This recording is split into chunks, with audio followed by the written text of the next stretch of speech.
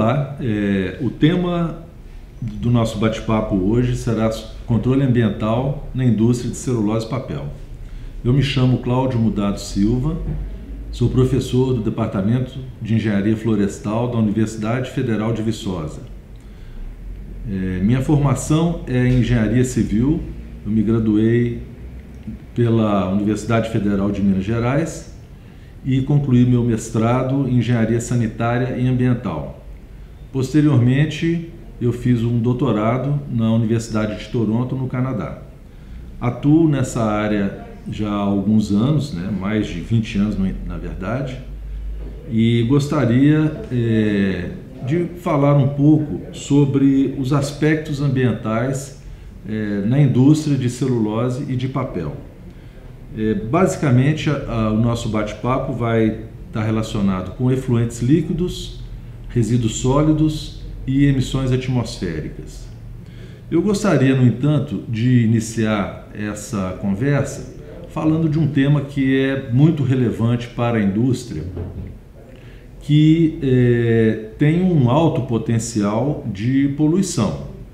Ou seja, a indústria de celulose e papel consome muita água e, consequentemente, gera muito efluente, tem uma geração alta de resíduos na fase sólida e também pelas caldeiras, pelo forno, enfim, vários pontos de emissões atmosféricas. Nesse contexto, desde o início da preocupação ambiental na indústria, se tem buscado solucionar esses problemas ambientais a partir de uma abordagem que a gente chama de abordagem de final de tubo, que seja o tratamento externo dos resíduos, dos efluentes, sem contar muito com o processo industrial. Então, no início da preocupação, ou melhor, no início do controle ambiental na indústria de forma geral, sempre se buscou um tratamento externo. E contrapondo-se a essa abordagem, mais recentemente, na década de 80, iniciou-se uma outra abordagem que é o controle preventivo da poluição.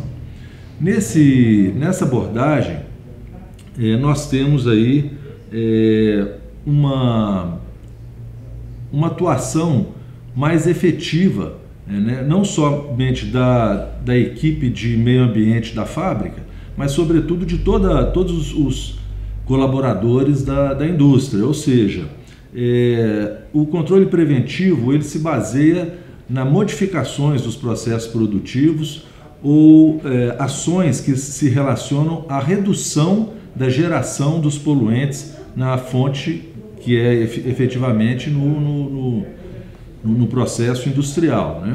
Isso, obviamente, é o controle de fim de tubo, que é uma estação de tratamento de efluentes, um precipitador eletrostático para redução das emissões atmosféricas, ou um aterro sanitário industrial, que é para disposição dos resíduos. Essa abordagem clássica, ela é aceita, mas para a indústria, evidentemente, essa abordagem ela não é muito atrativa, porque se tem um custo muito alto para realizar esses tratamentos externos, sem obter nenhum retorno financeiro, por exemplo, econômico, para a indústria. Significa muitas vezes só um gasto, e geralmente a indústria ela tem que fazê-lo por conta, sobretudo, da legislação, pela obediência às leis ambientais e, enfim,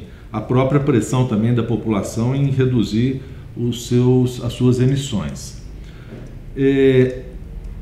Na indústria de celulose e papel, não é diferente. Nos últimos anos, tem se buscado, obviamente, não só o tratamento externo de fim de tubo, mas também o controle preventivo da poluição. Alguns exemplos que a gente pode citar quando numa fábrica de celulose Kraft branqueada, nós tivemos, né, na década de 90 a instalação praticamente de todas as fábricas de uma pré-deslignificação com oxigênio.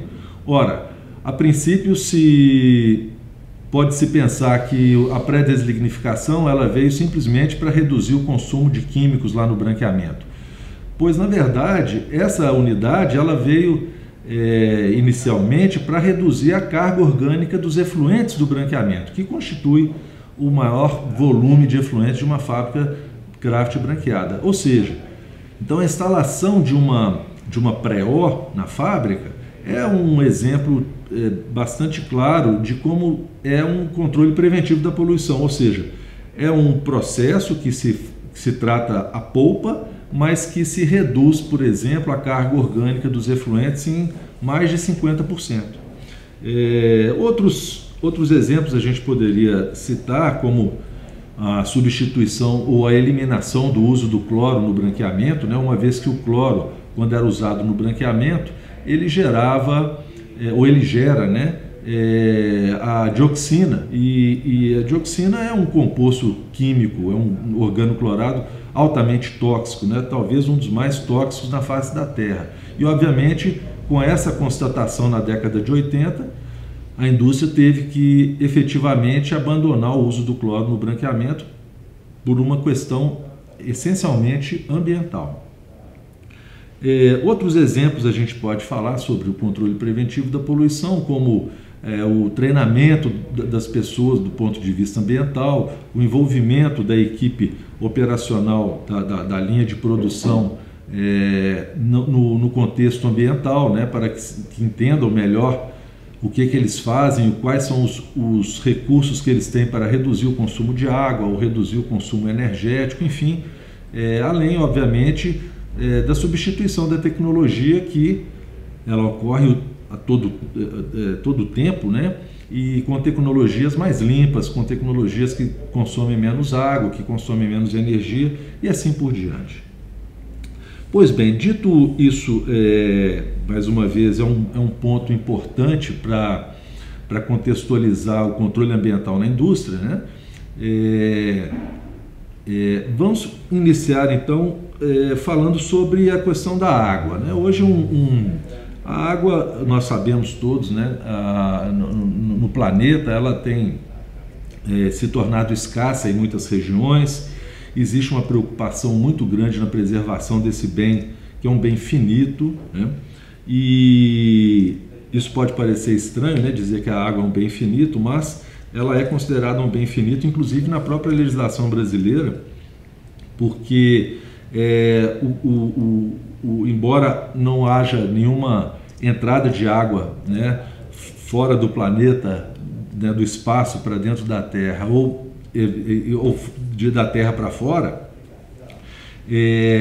há sim esse conceito da limitação, né, do uso da água, uma vez que há uma degradação muito grande das bacias hidrográficas, e isso aí faz com que o recurso líquido, né, ele se torne indisponível para uso industrial, para uso doméstico, enfim. Então a água é um bem muito valioso e é um bem finito.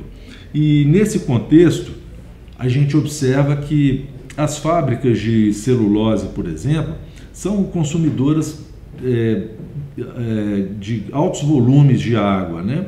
A água que vai servir para transporte da polpa, para lavagem da polpa, para resfriamento ou para aquecimento, enfim, tem uma série de usos na água dentro do processo, e que, se a gente for verificar historicamente, né, na década de 60, para se produzir 1 tonelada de polpa celulósica, se gastava mais de 250 metros cúbicos de água, ou seja, é um consumo imenso. A tecnologia e todos os meios que a indústria vem buscando para reduzir esse consumo, hoje fábricas modernas têm um consumo bem menor, eu diria que entre 25 a 30 metros cúbicos por tonelada, em algumas fábricas até um pouco menos. No entanto, houve certamente um decréscimo muito grande no uso da água do ponto de vista específico, né? Por outro lado, a produção aumentou muito. Então, mesmo numa fábrica, comparando-se, né, uma fábrica da década de 60, que gastava 250 metros cúbicos por tonelada, ela produzia muito menos toneladas de celulose e, portanto, o consumo de água em termos de vazão era alto, né? Mas hoje, embora tenha reduzido muito esse consumo específico, né, vamos supor, para 25 metros cúbicos por tonelada, mas as fábricas produzem muito mais e continuam, obviamente, então, demandando uma produção de água muito grande. Não é diferente nas fábricas de papel. Fábricas de papel tem uma observação que eu gostaria de fazer, que depende muito, obviamente, também da idade da fábrica, do tipo de papel que é produzido, se é um papel que é feito com polpa branqueada, se é um papel que é feito a partir de fibra reciclada. Então, tudo isso varia esse consumo de água específico, né, de fábricas de papel, mas que pode estar entre uma faixa de 10 metros cúbicos por tonelada até mais de 100 metros cúbicos por tonelada, mais uma vez, dependendo da fábrica, da máquina de papel, depende do tipo de papel. Portanto, numa fábrica, agora voltando para a fábrica de celulose, vamos supor uma fábrica hoje que produza 5.000 toneladas de papel, de polpa celulósica por dia, né? E tenha um consumo de 30 metros cúbicos por tonelada, nós estamos falando que essa fábrica ela vai estar consumindo 150 mil metros cúbicos de água por dia. Ora, 150 mil metros cúbicos de água por dia seria um equivalente a uma demanda de água para abastecer uma cidade de mais de 700 mil pessoas, né? Ou seja, daí para vocês terem uma ideia desse consumo de água extraordinário dentro da indústria, né? E obviamente, em se consumindo essa água, também haverá geração de efluente mais ou menos nessa mesma ordem de grandeza, né, nas fábricas. E esses efluentes, certamente, agora já possuindo alguma contaminação, como, por exemplo, a matéria orgânica, que é da própria madeira, né? Ou seja, nós estamos falando aqui dos lavadores lá no branqueamento, né? Que está removendo aquela lignina residual, ácidos hexenurônicos ou mesmo carboidratos que se perdem ali no efluente, e ricos também em fibras, porque existe uma perda de fibras. Então nós temos aí um efluente que pode ser bastante potencialmente poluidor, né? Bom,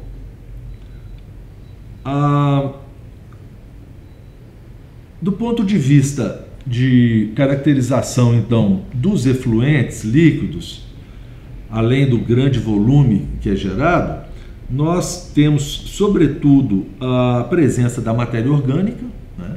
E essa matéria orgânica, mais uma vez, ela é proveniente, sobretudo, mesmo dos compostos lignocelulósicos da madeira, sólidos suspensos e sedimentáveis, compostos organoclorados, que quando se utilizam compostos clorados no branqueamento, como hoje não se utiliza o cloro, como eu disse anteriormente, mas se utiliza o dióxido de cloro, e portanto ainda há geração de compostos organoclorados.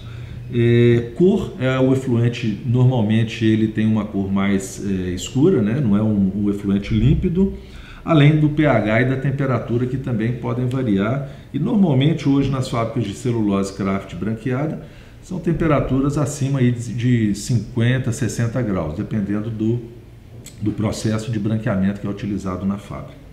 Pois bem, então, falando um pouco sobre a matéria orgânica, né, é importante nós lembrarmos que o lançamento de matéria orgânica biodegradável num corpo de água, isso ocasiona, sobretudo, um efeito muito deletério ao corpo d'água, que é efetivamente o consumo de oxigênio da água, né? Ou seja, a desoxigenação da água.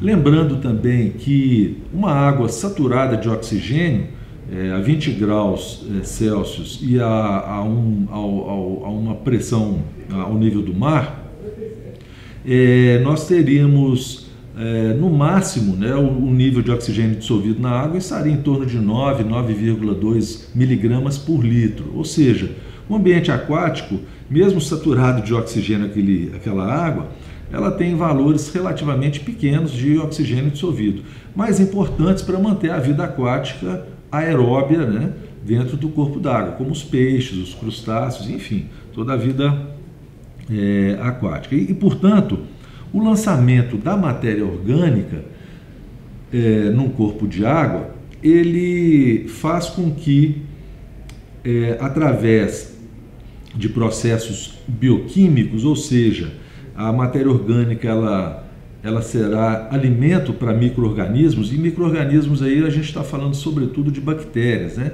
Essas bactérias vão utilizar a matéria orgânica como alimento no seu metabolismo e, por sua vez, consomem o oxigênio dissolvido da água, deixando, obviamente, a água, então, sem oxigênio dissolvido, o que acarretaria a morte, até mesmo por asfixia, né, dos organismos aeróbios que dependem daquele oxigênio na água.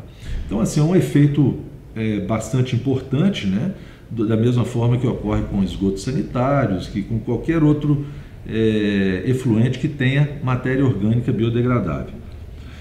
Pois bem, as fábricas de celulose Kraft branqueada costumam ter uma quantidade de matéria orgânica que a gente mede sobretudo pela DBO, que é a demanda bioquímica de oxigênio, em torno de 300 a 500 miligramas por litro, o que é bem equivalente ao que seria o esgoto sanitário, né? E obviamente, em se lançando esse efluente no corpo d'água, isso acarretaria, então, no mínimo, essa depleção de oxigênio no corpo d'água. Pois bem, além da matéria orgânica dissolvida na água, nós temos também uma certa quantidade, até relativamente grande, de fibras, né? Dentro de uma fábrica de celulose ou mesmo numa fábrica de papel, água branca da máquina de papel também, há uma perda de fibras não intencional, obviamente, mas que ocorre e que pode chegar a mais de 1%, 2% de fibra na produção total da fábrica, né? Isso significa valores bem altos e também, certamente, o lançamento desses sólidos num corpo d'água acarretaria aí efeitos bastante deletérios, né? Depositando-se no fundo dos rios, enfim, teríamos aí um impacto ambiental bastante negativo. E, portanto, tem que ser removidos também. Os organoclorados, né? Se o efluente tem algum nível de toxicidade, que é hoje também um parâmetro que a nossa legislação exige, né? Que qualquer efluente que seja lançado não tenha toxicidade, e aí é um pouco mais complexo essa questão de toxicidade, porque depende muito das análises que são feitas ou do tipo de organismo que é usado para fazer o teste de toxicidade, se é uma toxicidade aguda ou toxicidade crônica. São aspectos um pouco mais complexos, mas de toda forma a lei é bem clara dizendo que, olha, não pode ter lançamento de efluentes tóxicos. E a indústria de celulose, obviamente, tem esse grande volume com matéria orgânica e também apresenta um certo nível de toxicidade.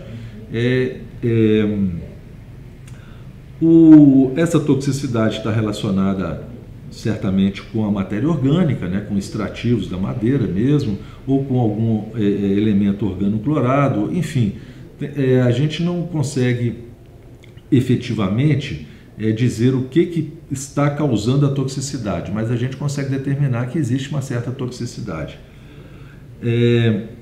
Em relação à cor, né, a cor do efluente ela costuma ter uma tonalidade mais escura devido à presença de lignina dissolvida no efluente, e no meio alcalino, que é o caso do processo craft, né, de cozimento da madeira, ela se torna mais escura e acaba refletindo isso na coloração dos efluentes. A cor, a legislação ela é um pouco mais branda, ela não tem assim um limite para lançamento, embora tenha-se o limite de cor no próprio corpo d'água receptor, né, o que recebe os efluentes. Mas, enfim, de toda forma, se constitui num parâmetro também importante, porque, no mínimo, tem uma importância estética, né? Imaginem um efluente sendo lançado num corpo d'água, um corpo d'água que seja límpido, né, com uma água cristalina, e a gente está lançando um efluente com uma coloração mais escura. Isso aí, obviamente, até mesmo do ponto de vista psicológico nas pessoas, né, isso causa uma má impressão, ou seja, os leigos normalmente dizem, não, aquilo ali é uma alta poluição, embora, mais uma vez, a coloração em si, ela tem uma importância ambiental, sim, mas não é tão relevante como, por exemplo, a matéria orgânica biodegradável, que é a DBO, né? Ou seja, a cor pode formar uma mancha ali temporária no ponto de lançamento e que logo se dissipa. Mas, de toda forma,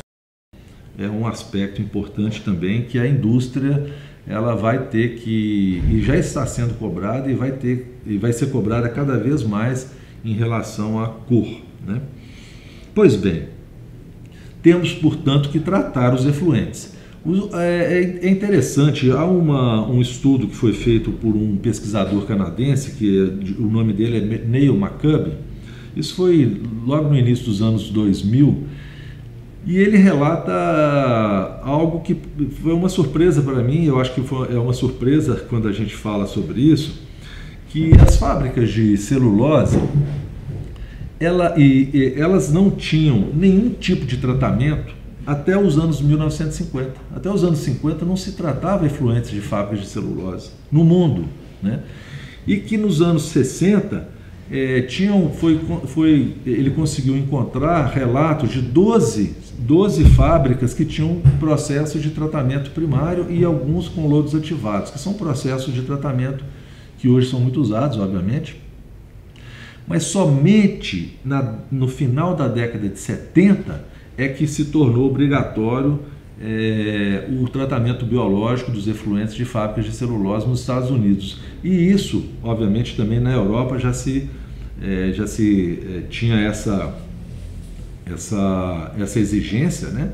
Mas veja bem, nós estamos falando do final dos anos 70. No Brasil, a gente está falando dos anos 80, que foram instaladas estações de tratamento de efluentes nas nossas fábricas, né? Eram fábricas também recém-criadas, mas, enfim, eu chamo a atenção, né, desse estudo do Maccubbin, que nós, quando falamos sobre tratamento de efluentes de fábricas de celulose, sobretudo, é um tema relativamente novo, recente, né? Eu diria. Pois bem, mas o que é o tratamento, então, de efluentes, né? O tratamento, essencialmente, é uma sequência de processos que serve cada processo para remover algum tipo de contaminante, né? E no nosso jargão técnico científico, né, nós dividimos entre tratamento preliminar, tratamento primário, tratamento secundário, tratamento terciário quando é necessário, enfim, é uma série de tratamentos. E então eu vou falar um pouco sobre cada um.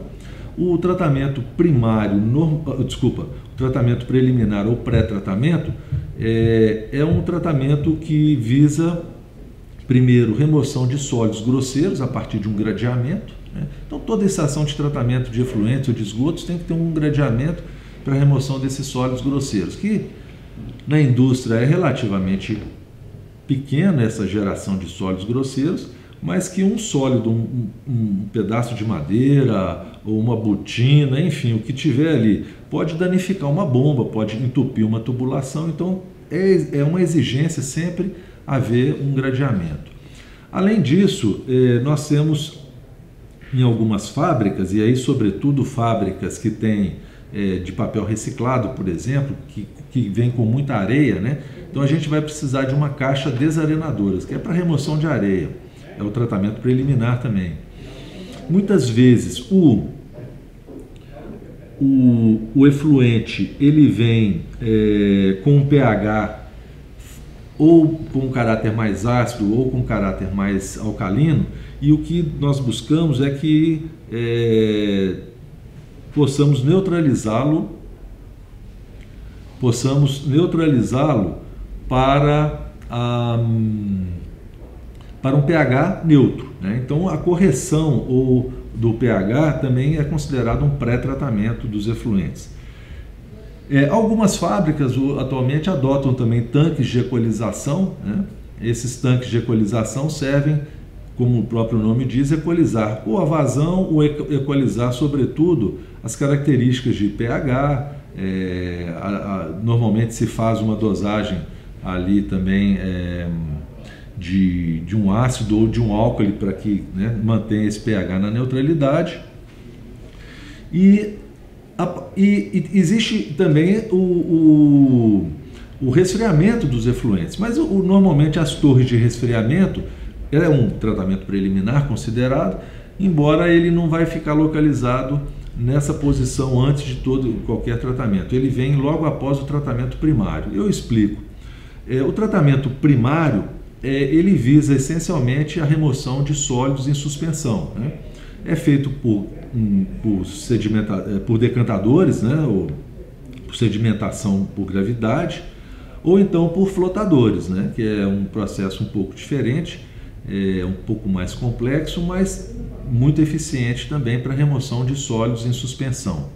Os decantadores, que são os mais utilizados, eles operam de uma forma que permitem que as fibras, né, e os sólidos em suspensão se sedimentem no fundo de um tanque, né? Normalmente a indústria tem utilizado muito decantadores circulares, no formato circular, embora também existam decantadores no formato retangular, e se remove então aí esse material em suspensão, que a gente vai extraí-lo, né, do fundo do decantador, e é denominado lodo primário, né?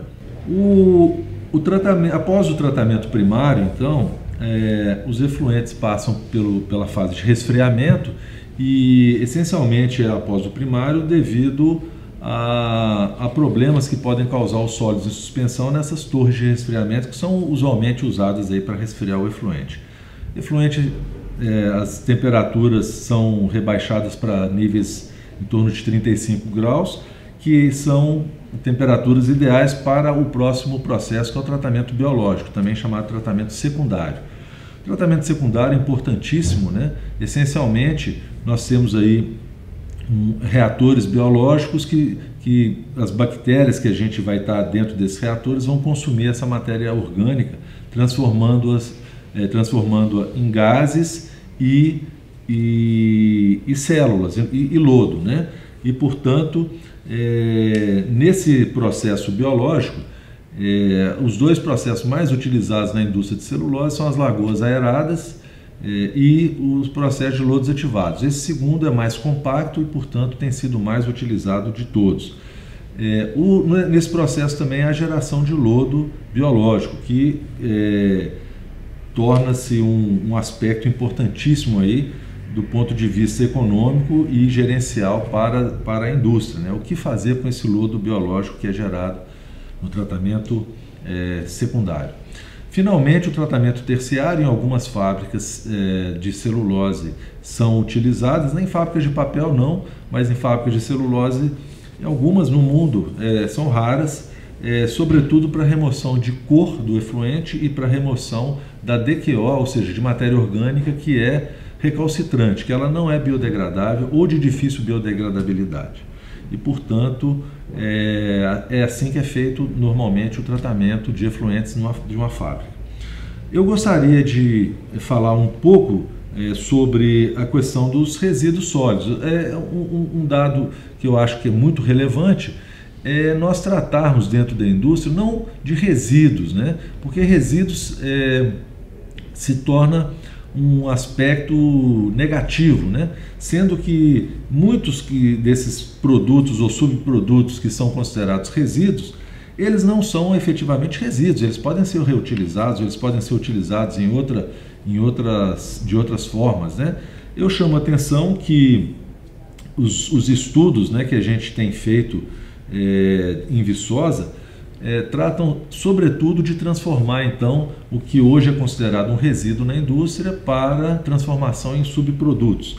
Os principais subprodutos então de uma fábrica de celulose, a gente pode dividi-los em orgânicos e inorgânicos, né? Sendo que os principais orgânicos são as cascas, hoje já utilizada muito como biomassa, né, para queima nas caldeiras e geração de energia.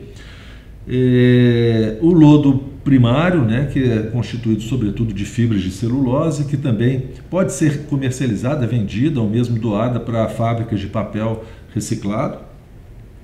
O lodo biológico, que esse sim tem uma maior dificuldade de se encontrar uma solução mais interessante do que simplesmente serem enviados para aterro, mas hoje também pode ser utilizado como combustível, ou seja, de uma certa forma ele possui um poder calorífico interessante, desde que tenha menos umidade, ou seja, que tenha um processo de secagem. Então a gente também aqui em Viçosa tem estudado muito aí processos de secagem mais baratos, né, para tentar transformar esse material em combustível, a partir de pelletização, ou seja, produção de pellets ou briquetes. Então temos algumas pesquisas aí que a gente tem feito, né, nesse aspecto. E tem os produtos ou subprodutos alcalinos, que a gente está falando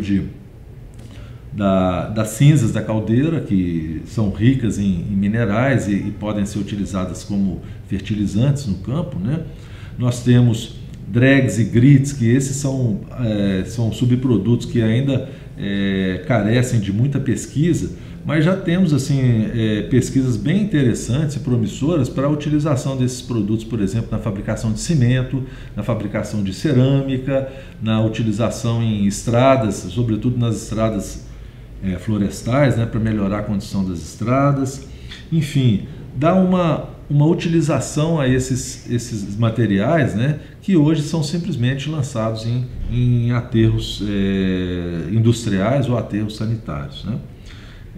Portanto, a grande tendência, né, da indústria e que a gente busca muito aqui junto aos nossos estudantes de graduação e pós-graduação é essa linha de reuso, economia circular, ou seja, tentar reutilizar, reciclar o máximo possível.